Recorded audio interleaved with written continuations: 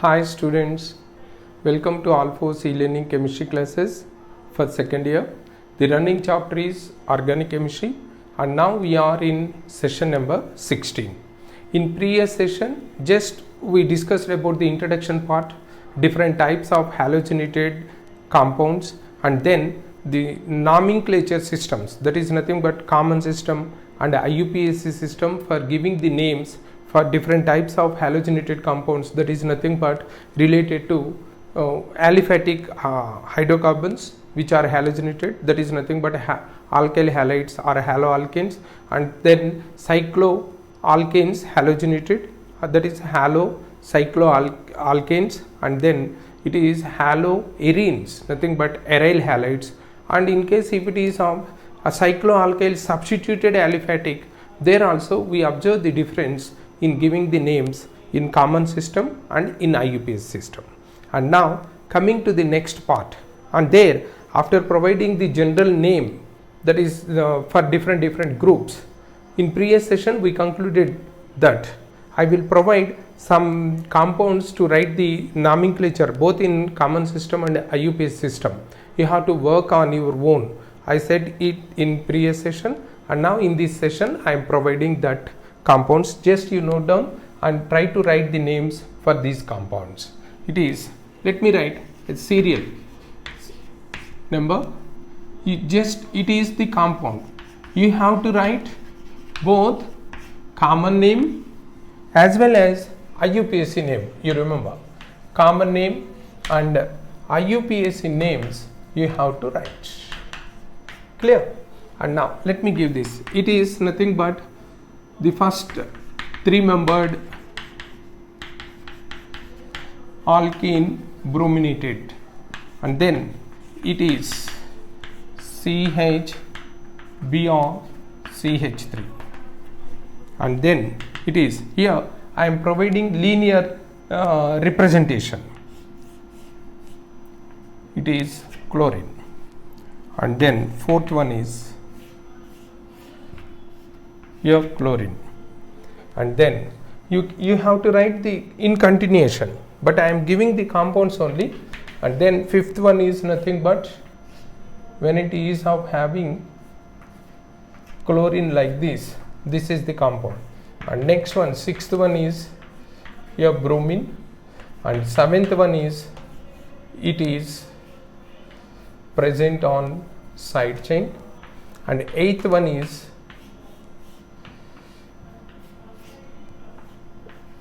like this. Are you noting it down? And then in continuation, let me give some more compounds to write the common and IUPAC names.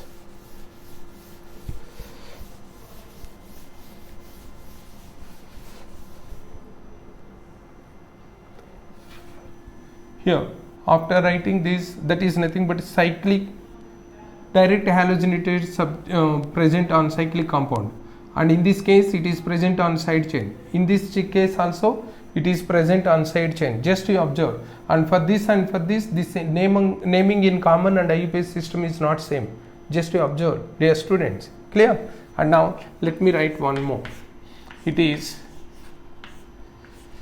when here one substituent and here halogenated, and then if it is like this, just you try to write the names for this, and it is, and then it is,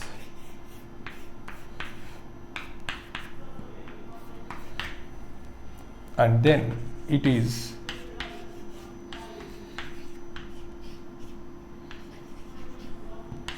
and then it is,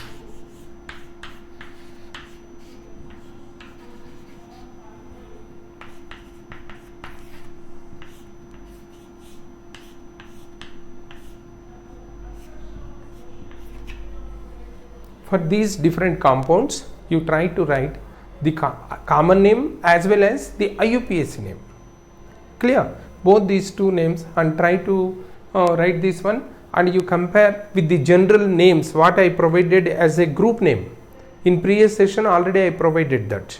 Clear? by comparing with that one, whether you are following the rule correctly or not, you verify. That is about the naming of these halogenated compounds. And now we have to move whether is there any isomerism that can be expected from these halogenated compounds. And just you remember, in case of monohalogenated compounds, when they are of with minimum 4 carbon atoms or minimum 3 carbon atoms even, say for example if it is CH3, CH2, CH2, Cl, here we are observing isomerism in halogenated compounds with 3 carbons. When halogen is present, it is able to exhibit positional isomerism like this. Just you observe. This is one kind of where the position of the halogen atom is different. But you remember, to exhibit positional isomerism, the compound should possess minimum 3 carbons. Are you following? Clear? And when it is of having minimum 3 carbons, then only it can exhibit positional isomerism. With 1 carbon and 2 carbon, it is not possible. Clear? And next, in case if the compound is having 4 carbons, in such a case, in addition to positional isomerism, 4 carbon compound, here if you observe, it is of having secondary tertiary, that is secondary butyl chloride. In this secondary butyl chloride, this carbon is chiral carbon. So here it can exhibit optical isomerism. To exhibit optical, that is stereoisomerism, it requires minimum 4 carbons, whereas to exhibit positional isomerism, it requires 3 carbons. That is the question what they are asking. And one more important thing is it possible to exhibit any function group isomerism? As we know, chlorine is, or halogen is not a functional group, and hence we can't expect functional group isomerism from these compounds.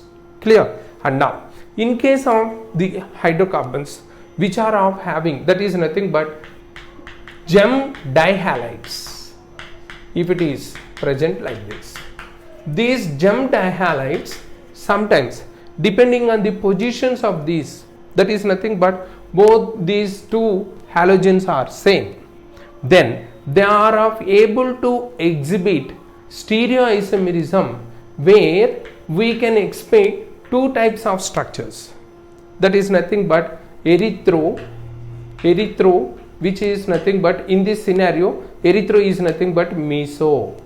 Already you learned about this meso isomerism in junior inter. And trio, and now let me write the erythro and trio configurations for both these two compound. For this compound, it is CH3 and CH3, and when both these 2 chlorines are present on the same side, it is now considered as erythro. And you remember, the erythro form is nothing but mesoform, because both these 2 chiral carbons are having all the substituents the same. Both these 2 chiral carbons are having all the substituents the same, and one more, the same substituents are present on the same side. In such a case, the erythro form is known as mesoform. And just you remember, if you recall one statement related to erythro and meso compounds, it is nothing but all mesoforms are erythroforms, but all erythroforms are not mesoforms. To be mesoform, the condition required is all the substituents in both the 2 chiral carbons should be same, then only the erythro will be meso, and all the 3 substituents on the 2 chiral carbons should be same. That too, if all these similar groups are present on the same side, then only the erythro is meso.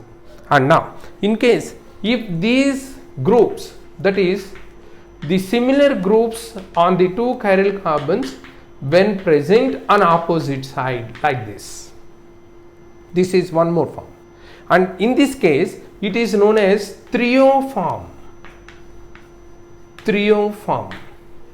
Erythro is nothing but similar groups present on the same side, And in case if erythroform, in erythroform, if the similar groups on the same side, if all these groups are same in both the two chiral carbons, then that erythro is also known as meso. Just you remember, if any one of these group is other, that is nothing but it is different. That means the two chiral carbons are having different substituents on them. Then it is not possible to observe the meso compound or mesoform. The meso requires two conditions. One is nothing but both the two chirals should possess all the three groups the same, and the same group should present on the same side. Are you following? That is about the isomerism that can be observed in halogenated compounds. And now, in case of dihalogenated compounds that present in cyclic compounds, there you can also observe the geometrical isomerism. Let me give one example for this. In case of this compound, say for example cyclohexane, if it is of having weak dichloride, that is weak dichloride means the two chlorine atoms are present on adjacent atom. Not only on adjacent, it may be present on 1 and 3, or it may be present on 1, 4, it may be present on 1, 2, 1, 3, 1, 4. Are you following? So at any condition, if in this state, if both these, in this case, if we are observing, if both the two chlorines are present on the same side, then it is cis isomer. If they are present on the same side, it can be represented both as solid wedges or broken wedges like this. This is also cis form. But if one is present on one side and the other is on the other side like this, then it is represented like this. Now it is known as trans form. And for your convenience sake, let me write the cis form. The cis form is nothing but here one chlorine this side, another chlorine also this side. But in trans form, the chlorines are present one this side and the other one is this side. So in such a case, when they are present in opposite direction, then they are known as trans forms. Like that, this, when not only in this case, if it is 1 2 cis, 1 2 trans, 1 2 cis, 1 2 trans. If it is 1 3 like this, here also you can observe these cis trans isomers. If both are present on the same side, both will be represented. Just you remember, it is a technical representation. You might have not come across with this type of structures in your junior inter, but this is both are with same, or both these two are represented with flying wedges. Then also it is said to, it is indicating same side of the chlorines. When both are on the same side, it is nothing but cis. 1 2 here, and it is 1 3 cis. And now in case if it is trans, how to represent? Just like this, when one is with solid wedge and the other one is with broken wedge, like this. So it is 1 3 trans. And similarly, I think now you are aware of this 1 4, with both are solid wedges or both are broken wedges, they are cis. In case if one is solid wedge, the other one is broken wedge, it is trans. Like that, dihalogenated not only cyclohexane, just you remember, not only cyclohexane, even when it is of having only 3 carbons, then also chlorine may be like this, and then one is upside, one is downside, it is nothing but trans. Like that. Clear? So here, when dihalogenated cycloalkanes are present, then they are supposed to exhibit cis trans isomerism. Clear? But now in this case, actually when cis trans isomers are observed in case of dihalogenated compound, that is nothing but cyclohexane.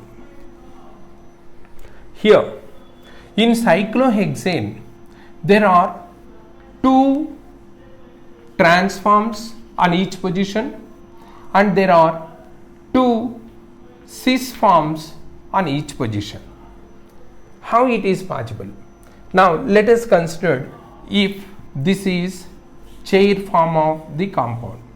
Here 1 chlorine above, and the next position if it is below, that is 1 above 1 below, and then it is above and it is below, and like this. Already you know this, it is nothing but the chair form of cyclohexane. Here when chlorines are present, as you know, these positions are known as, here this position is axial up and it is equatorial down, and it is equatorial up, it is axial down, and here equatorial down, axial up, it is axial down, it is equatorial up, and it is equatorial down, and it is axial up, and here equatorial up and it is axial down.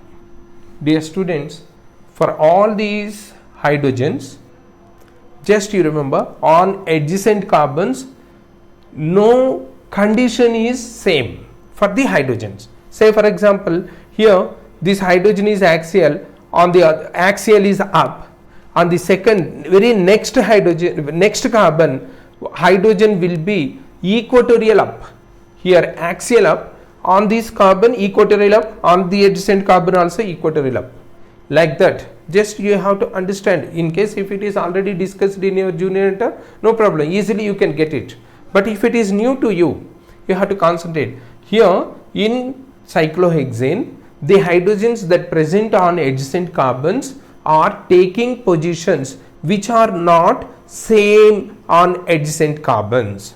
For example, here one hydrogen is axial position, that is in up condition. The same hydrogen which is in axial condition, that is the similar hydrogen which is in axial position, on the adjacent carbons should be down position. That means adjacent, axial, let us consider first axial. Axial is nothing but when this structure is like this, it is perpendicular to this plane, then it is axial. So when alternately on 6 carbons, axial up, axial down, again axial up, axial down, again axial up, axial down, like that up and down conditions will be.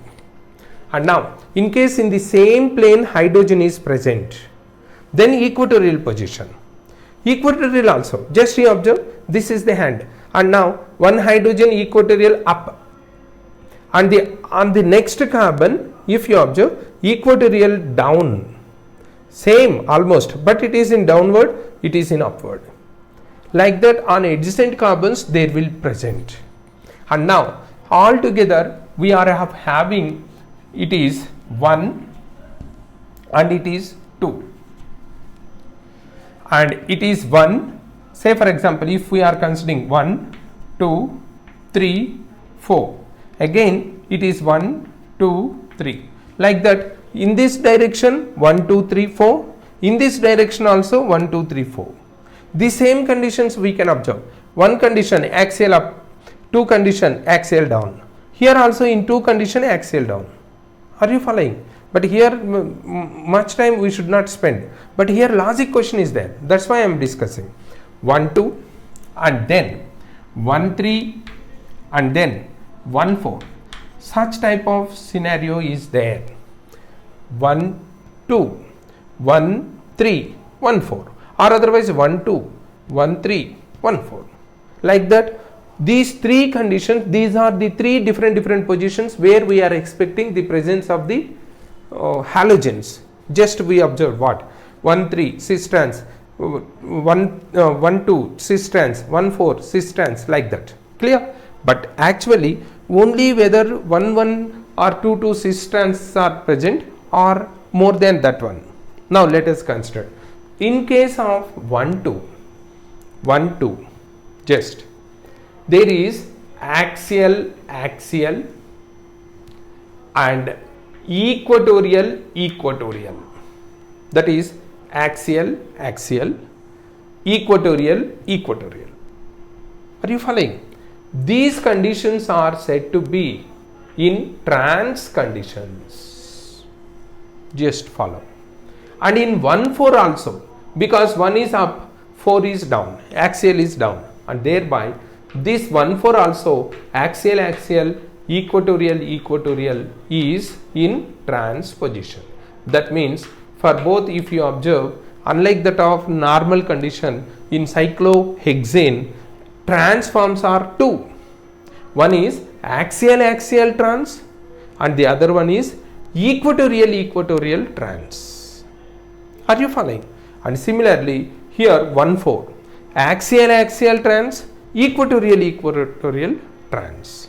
And in case of 1,3 positions, just you observe, this axial equatorial is trans, but equatorial and axial, these two sets are cis conditions, and here equatorial, axial are cis conditions. Just if you observe, then you can easily guess what is happening. In case of similar positions, in 1,2 and 1,4 it is trans, axial trans, equatorial trans in both these two. And unlike that of these two conditions, in 1,3 if they are present in axial equatorial, why it is so? Here it is axial up, is it not? And in 3, this is 3, it is axial up. When both these two are on the same side, is this trans? No, it is cis. That's why here we are considering in 1,3 equatorial or axial are said to be in cis condition. Like that, in case of 1,2 condition, there are 3 geometrical isomers: axial trans, equatorial trans, and equatorial axial cis. Similarly, this is also 1,3 is also having 3 geometrical isomers. One is axial equatorial trans, the other two are equatorial cis, axial cis. So here it is also having 3. And now 1,4, again it is similar to that of 1,2, it is also 3. Are you following? Actually, cis trans isomerism for any compound we can find only one cis form, one trans form. But unlike that of that, in different positions, these cyclohexane dihalogenated compound has 3 isomers. And now the question is, what they are asking. Previously they asked the question, in dihalogenated cyclohexane, how many isomers are possible? How many isomers are possible? Just you can consider all these 9 actually. But here the compounds are 10, isomers are 10, because along with these 9, one more compound is there, that is nothing but 1,1-dichloro. Are you following? Geometrical isomers, no doubt at all, 9, but the isomers, then we have to consider 1,1 position. When these 2 chlorines are present on the same carbon, there is no scope for the geometrical isomerism. So it is one more compound, and for each position but dihalogenated cyclohexane you can observe 3 geometrical isomers. It is of very somewhat it attracts the concentration of the paper setter. That's why you have to discuss, and you should know about this compound. Clear? That is about the isomerism that can be observed in case of halogenated compounds. And now next part is nature of CX bond in halogenated compounds. What will be the nature of CX bond? Just when compared to halogen, carbon is less electronegative, and that's why it is of having some sort of polarization where the electrons are slightly shifted towards more electronegative halogen. So that because of more electronegativity of this halogen, this bond is getting now polar covalent bond. Just you remember, it is polar covalent bond. And when there is polarity, automatically we can guess polarity. It leads to dipole moment. Already you learned in chemical bonding. What is dipole moment? You know. So once there is polarity, we have to expect dipole moment. Clear? And now dipole moment, it is nothing but nu is equal to delta into dl. Already you know from your chemical bonding. Now the question is, when the same type of alkyl group is with fluorine and is with chlorine and is with bromine and is with iodine, what is the dipole moment order? That is the question. Just you remember, even though it is electronegative, more electronegative, its bond length is less. Actually, more the electronegativity difference, more will be the polarity. But here, even though polarity is more, because of back bonding, again that bonding polarity will decrease. That's why here the order is, this RCl is greater than RF, and it is greater than RBr, and it is greater than Ri. The dipole moment order is like this. Chloride with the same alkyl group, just you remember, with the same alkyl group, when different halogen atoms are connected, their dipole moment follows this order. Are you following? And next, one more question what they will ask is, it is simply, I think you can easily guess it. Bond length. Can you guess the bond length?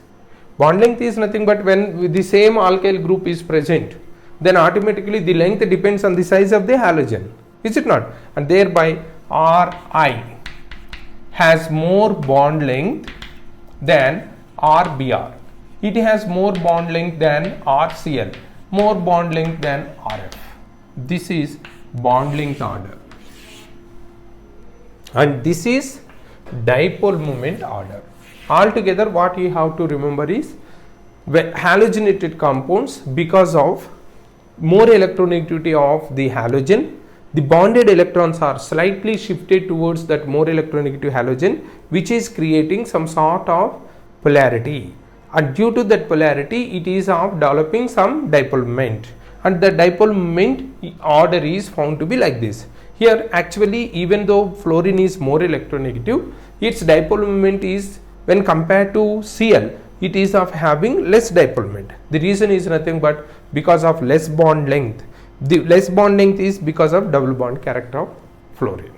That is, when the size is small, when electron is coming, repulsion will start, and it is of leading to back bond. Clear? That is about the nature of bonding in halogenated compounds. And now coming to the preparation and properties of halogenated compounds. And dear students, you remember, it is better to note down different methods for the preparation of alkyl halides. First of all, because as you know, first again I am repeating the reaction mechanism, not mechanism, the reactions. Why? Because in organic chemistry, already some compounds, when we studied, those compound preparations may be the properties of other compounds, or those compound properties may be the process for the preparation of other compounds, like that. So because here, just you remember, if it is substrate, on this substrate any reagent is attacking, it is of giving the main product. Along with this product, it will give some sort of byproduct. This will happen in any chemical reaction. Now our study is nothing but, we know the product. We know the product. How we know? How we know? It is nothing but we are preparing alkyl halides. So when we are preparing alkyl halide, the product is automatically alkyl halide. Just you remember. Is it not? When we are preparing alkyl halide, automatically the product is alkyl halide. Clear? And now what I am going to give you The information in this session is nothing but what are the substrate that can be used, and on that substrate what are the reagent used to prepare these so-called alkyl halides. Are you getting it? Now let us list out that. Preparation of alkyl halides. They can be prepared from, let me list out this. 1. Alkanes. They can be prepared from alkanes. Just you remember, from alkanes how they can, by halogenation. You remember, by halogenation, the best example is nothing but chlorination in presence of H nu. That is the best example, chlorination. And this reaction mechanism is free radical substitution. And for bromination, you can use bromine in heat, or just you remember, NBS is one of the best. NBS, do you know what is NBS? N-bromosuccinamide. N-bromosuccinamide. N-bromosuccinamide. This is NBS. It is the best source for free radical bromine. You remember. Clear? So all these reagents are used for the alkanes to prepare alkyl halides. And second one is from alkenes. Here we can use HX. What is HX? Here X is fluorine, bromine, chlorine, bromine, iodine. And if you recall your junior enter, if it is HBr, in case of HBr, addition to asymmetric alkene, we have to study